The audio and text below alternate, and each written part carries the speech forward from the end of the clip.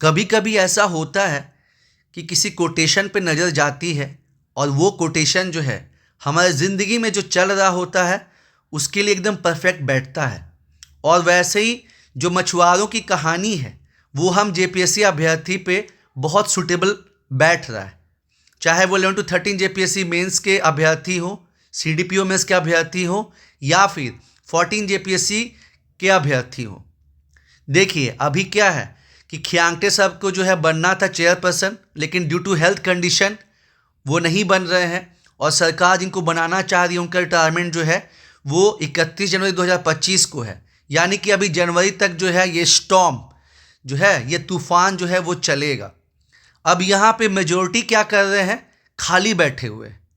ठीक है, बस खाली मतलब होता है ना ऑस्ट्रिच वाला काम। आपको दिख रहा है कि अभी कुछ नहीं हो सकता है, अभी कम से कम जनवरी में तो कुछ नहीं होगा, जो भी होगा वो फरवरी में होगा। तो हम लोग को जो है ये मछुआरों से सीखने का है कि जब समुद्र में कंडीशन सूटेबल नहीं होता है और तूफान आया हुआ रहता है तो मछुआरे क्या करते हैं, वो खाली नहीं बैठते हैं। इसमें लिखा है when the sea is too rough to sail the smart ones don't wait they get to work.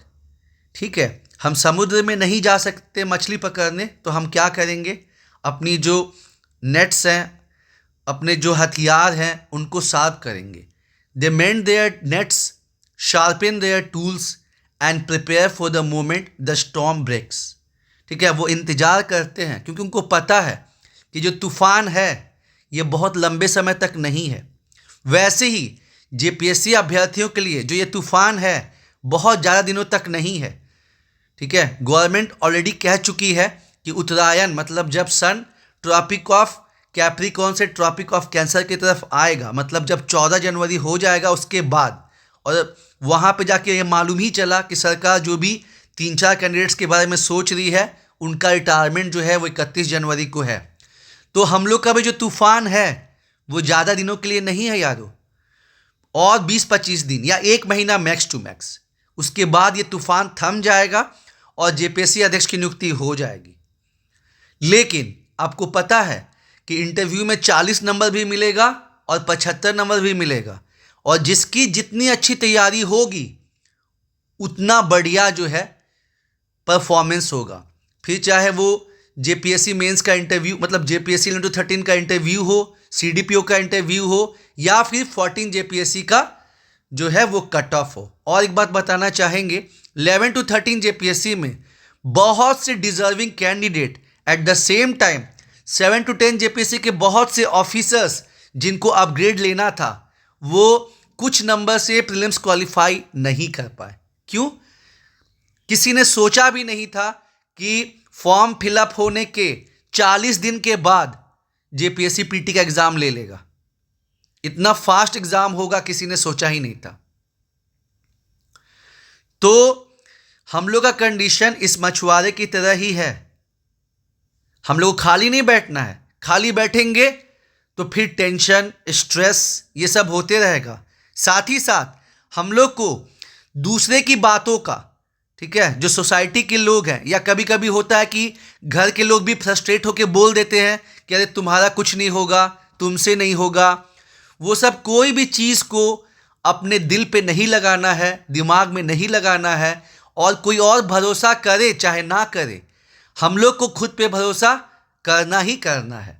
ये तूफान थमेगा, इंटरव्यू भी होगा, उसमें हमारा परफॉर्मेंस बढ़िया होगा और फिर हमारा फाइनल सिलेक्शन भी होगा। उसी तरह अध्यक्ष की नियुक्ति भी होगी। जैसे 11-13 जेपीएससी पूरा होगा उसके कुछ ही महीने के बाद जो है 14 जेपीएससी का भी फॉर्म आएगा और उसी तरह फटाफट जो है 40-45 दिन में एग्ज़ाम भी हो जाएगा।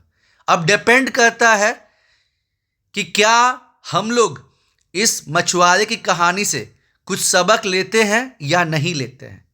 कितना अच्छा लिखा है, because even in stillness there is progress. It is not about sitting idle, it is about building what is next. तो मेरे प्यारे दोस्तों, जिनको 14 जेपीएससी पीटी एग्ज़ाम देना है, सिलेबस इतना वास्ट है और इस बार जो है 11-13 जेपीएससी की तरह 123 या उसके अराउंड में कट ऑफ नहीं रहेगा। क्योंकि बहुत से डिजर्विंग कैंडिडेट जो हैं, बहुत से ऑफिसर्स जो हैं, वो कुछ ही नंबर से छट गए हैं, तो वो अपना 140 का टारगेट लेके चलेंगे। उसी तरह मैंने कहा कि इंटरव्यू में भी, फिर चाहे वो CDPO का हो या 11 to 13 JPSC का हो, 40 नंबर भी मिलेगा जिनकी तैयारी अच्छी नहीं है, और 75 मार्क्स भी मिलेगा जिनकी तैयारी बहुत अच्छी है। तो अपने बायोडाटा पे कहाँ से स्कूलिंग, आपका डिस्ट्रिक्ट क्या है, आपकी हॉबी क्या है, आपके डिस्ट्रिक्ट का 5 प्लस पॉइंट बताइए, 5 निगेटिव बताइए। झारखंड में क्या प्रॉब्लम चल रहा है, झारखंड में जो चुनाव हुए हैं, उसके बाद इंडिया लेवल पे क्या चल रहा है, सुप्रीम कोर्ट का क्या फैसला आया हुआ है, उसके बाद अंतर्राष्ट्रीय स्तर पे क्या चल रहा है, हर चीज़ पे यारो वर्कआउट करना है। क्योंकि जितनी अच्छी तैयारी होगी, जितना एक्सटेंसिव कवरेज होगा, उतना कॉन्फिडेंस रहेगा।